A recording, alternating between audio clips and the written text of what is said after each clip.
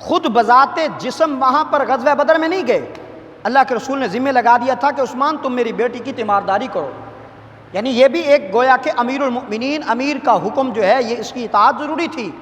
اور دوسری وہ جب صلح حدیبیہ کا موقع آیا تو عثمان موجود نہیں تھے، تو اللہ کے رسول نے اپنا ہاتھ عثمان غنی کے ہاتھ کو قرار دیا، فرمایا یہ عثمان کا ہاتھ، تو عثمان تیرے مقدر پر کیا کہنے۔ اگلی بات وَأَمِتْنِي شَهِيدًا، اللہ مجھے موت دے تو شہادت کی دے۔ اب اس پر بات کرتا ہوں۔ عثمان غنی رضی اللہ تعالیٰ عنہ، حضرت ابوبکر صدیق کا زمانہ ہے میرے دوستو، نبوت کے زمانہ تک اسلامی سلطنت تھی 9 لاکھ مربع میل پر، اور جب آپ علیہ الصلوۃ والسلام دنیا سے پردہ فرما گئے، پیچھے ابوبکر صدیق کا دور آیا، تو ابوبکر صدیق نے 2 سال کچھ مہینے خلافت کی ہے، تو اس میں 11 لاکھ مربع میل پر اسلامی سلطنت قائم ہوئی ہے۔ پھر ابوبکر کے بعد عمر فاروق کا زمانہ آیا، عمر فاروق کے زمانہ میں عمر فاروق نے 10 سال کچھ مہینے خلافت کی ہے اور 22 لاکھ مربع میل پر اسلامی پرچم لہرایا ہے۔ جب عمر فاروق دنیا سے پردہ فرما گئے، چلے گئے، کمیٹی منتخب کی جانے سے پہلے 10 مبشرہ صحابیوں جتنے بھی تھے ان میں سے منتخب کیا، فرمایا کہ تم اس میں سے جس آدمی کو اپنا امیر بنانا چاہتے ہو بنا لو، تو اس میں عثمان غنی کو چن لیا گیا۔ جب عثمان غنی کو چنا گیا تو عثمان غنی کا جب دور آیا تو عثمان غنی نے 12 سال کچھ مہینے خلافت کی ہے، اور اس میں عثمان غنی نے 24 لاکھ مربع میل 44 لاکھ مربع میل پر 44 لاکھ مربع میل پر اسلامی پرچم عثمان غنی نے لہرایا۔ اور پھر عثمان غنی کا دور میرے دوستو بڑا عجیب دور تھا۔ 8 سال تو اسلامی فتوحات ہوتی رہیں، جب آخری زندگی کے 4 سال آئے تو عثمان غنی کے لیے وہ مسائل کھڑے ہوئے جو جناب علی المرتضیٰ کے لیے مسائل تھے۔ دشمنان اسلام نے عثمان غنی کو پریشان کیا۔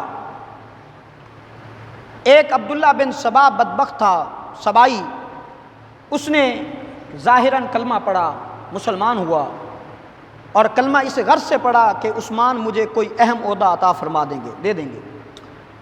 جب حضرت عثمان غنی بڑے ذہین آدمی تھے، بڑے سمجھدار آدمی تھے، ان کو پتہ چلا کہ یہ بدبخت صرف اسلام اس لیے قبول کر رہا ہے کہ مجھے کوئی عہدہ مل جائے، تو عثمان غنی نے اس کی طرف توجہ نہ کی۔ اس نے اپنے علاقے میں جا کر اپنے جتنے منافقین تھے ان سب کو جمع کیا، اور جمع کرنے کے بعد اعتراض اٹھائے، کہا کہ دیکھو عثمان غنی کے معاملات ٹھیک نہیں ہیں، نعوذ باللہ من ذالک، کہ مسجد نبوی، اب اعتراض سننا ذرا، مسجد نبوی کچی تھی تو عثمان غنی نے پکی بنا دی، نبوت کے زمانے میں کچی تھی، ابوبکر کے زمانے میں کچی تھی، عمر کے زمانے میں کچی تھی، عثمان نے پکی بنا دی ہے، تو یہ کام تو عثمان نے غلط کیا، نعوذ باللہ من ذالک۔ میرا سوال ہے اگر عثمان نے غلط کیا ہوتا تو آج ہم بھی تو اسی طرح گارے میں بیٹھے ہوتے۔ تو مسجدیں عثمان غنی نے پکی بنا کر ہم پر، امت پر احسان کیا ہے۔ اور اسی طرح عثمان غنی پر طرح طرح کے اعتراض اٹھے، معاملہ یہاں تک پہنچ گیا کہ وہ 700 کچھ آدمیوں کے ساتھ مدینہ طیبہ آ گیا۔ عبداللہ بن سبائی اپنی جماعت کے ساتھ مدینہ میں پہنچا۔ حضرت عثمان غنی جمعہ کا خطبہ ارشاد فرما رہے ہیں، صحابہ کرام رضوان اللہ تعالی علیہم اجمعین حج کرنے کے لیے مکہ کی جانب سفر کر چکے تھے، مدینہ والے بھی، ارد گرد والے بھی مکہ پہنچ چکے تھے۔ ان بدبختوں نے موقع کو غنیمت جانتے ہوئے آج جمعہ کے خطبہ میں حضرت عثمان غنی جب اٹھے خطبہ دینے کے لیے، عصا مبارک تھا، ایک لاٹھی مبارک تھی، اس پر ہاتھ رکھا کرتے تھے، اور وہ عصا جو تھا میرے دوستو وہ رحمت عالم صلی اللہ علیہ وسلم کا تھا۔ اللہ کے رسول جب خطبہ ارشاد فرماتے تو اس عصے پہ ہاتھ رکھا کرتے تھے۔ پھر ابوبکر کا زمانہ آیا تو ابوبکر صدیق بھی اسی عصے پہ ہاتھ، عمر فاروق بھی اسی عصے پہ ہاتھ، اور عثمان غنی بھی آج اسی عصے پہ ہاتھ رکھ کے خطبہ ارشاد فرما رہے ہیں۔ مسجد نبوی میں سے ایک آدمی اس کونے سے اٹھتا ہے، کہتا ہے عثمان بیٹھ جاؤ، تمہیں خطبہ دینے کی اجازت نہیں ہے۔ دوسرا اس کونے سے اٹھتا ہے، تیسرا اس کونے سے اٹھتا ہے، عثمان بیٹھ جاؤ، تمہیں خطبہ دینے کی اجازت نہیں ہے۔ عثمان غنی نے اپنا خطبہ جاری رکھا۔ ایک بدبخت وہاں سے اٹھتا ہے، اس نے آ کر کے عثمان غنی سے وہ عصا چھینا، اور عصا چھیننے کے بعد اس نے یوں اپنے گھٹنے پہ رکھ کر عصے کو توڑ کر دور پھینکا۔ عثمان غنی کی جان نکل گئی، چیخ نکل گئی، کہنے لگے بدبخت میری جان لے لیتا، یہ نبوت کی نشانی آسا تھا، اس کو تو نہ توڑتا، اللہ تجھے ہلاک کو برباد کرے، تو نے محبوب کا وہ آسا مبارک توڑا ہے۔ اتنے میں حضرت علی کھڑے ہوئے، دشمن اسلام حضرت عثمان پر پتھروں کی بارش برسا رہے ہیں۔ آج مسجد نبوی میں میرے دوستو وہ سما ہے، بڑا عجیب سما ہے، عثمان غنی پر جب پتھروں کی بارش ہو رہی ہے، حضرت علی المرتضیٰ کھڑے ہوئے، کہنے لگے ظالمو رک جاؤ نہیں تو معاملہ بڑا خطرناک ہو جائے گا۔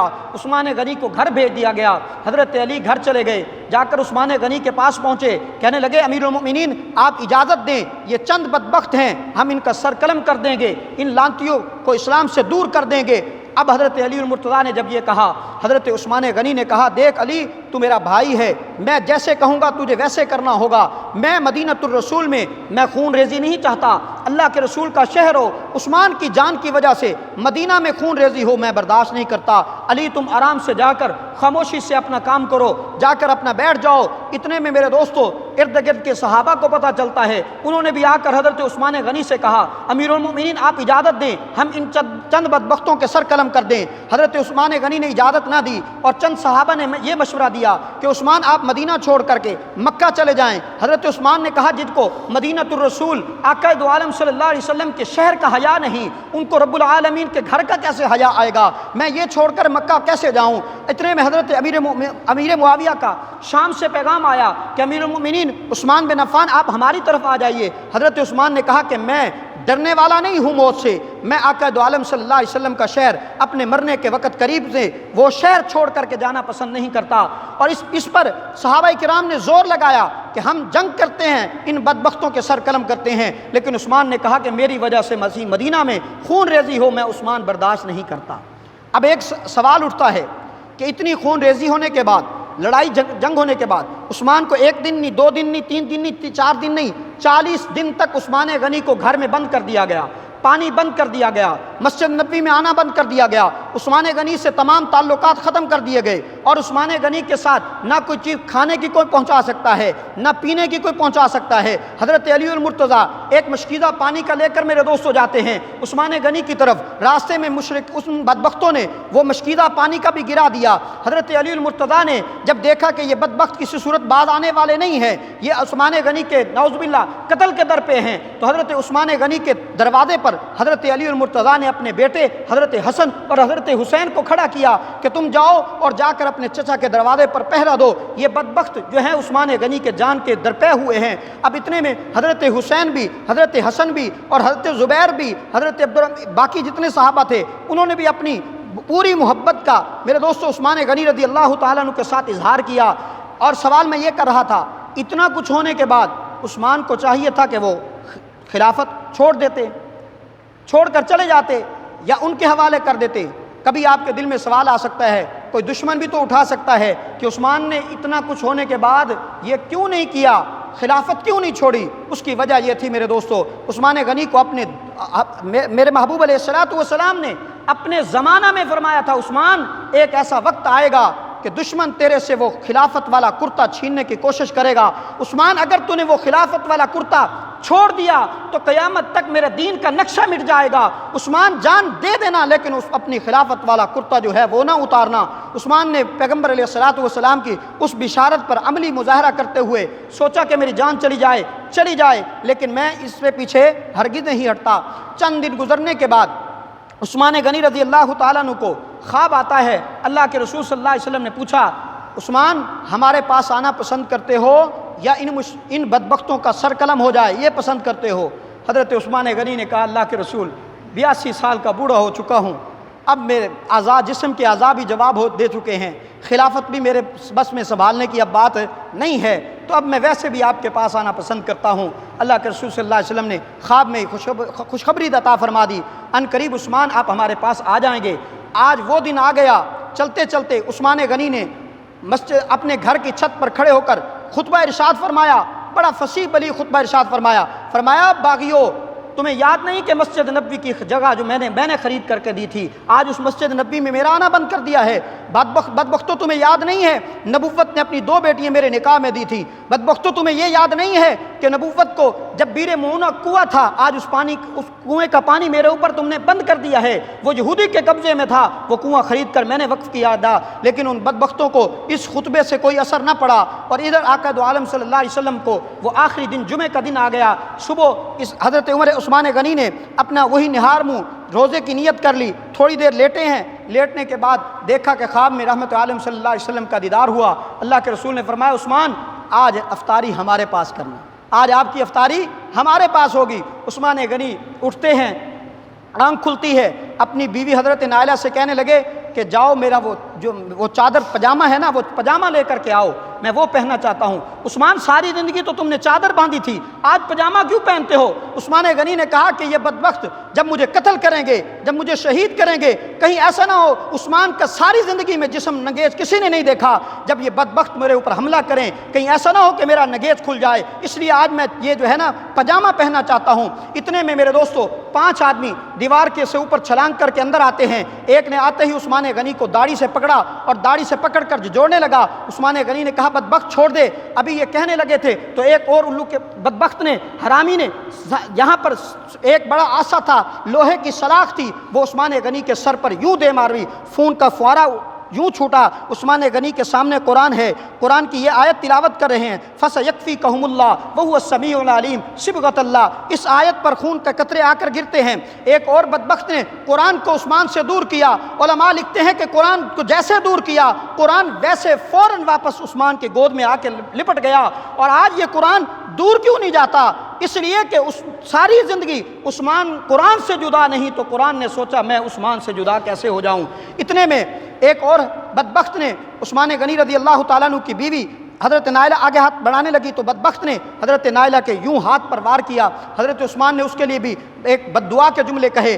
اب اس کے بعد حضرت عثمان غنی کو یوں جیسے نیچے گرے، ایک نے آ کے گردن ذبح کی، نہ جیسے بکرا ذبح کیا جاتا ہے، آج عثمان کی گردن اس طرح ذبح ہو رہی ہے میرے دوستو۔ ایک نے سینے پر لوہے کا آسا اور خنجر پیوس کیا۔ عثمان غنی تو شہید ہو گئے، ابھی شہید ہونے کے بعد 82 سال کا بوڑھا ہے میرے دوستو۔ ایک بدبخت اور نے عثمان غنی کی یوں پسلی کو یوں جھوڑا اور یوں آواز آئی، حضرت نائلہ کی کانوں نے سنا اور کہا کہ بدبختو دنیا کا اصول ہے، کوئی جب کسی کو مار دیتا ہے چھوڑ کے چلا جاتا ہے، بدبختو عثمان سے بھی تم نے کیا لینا ہے؟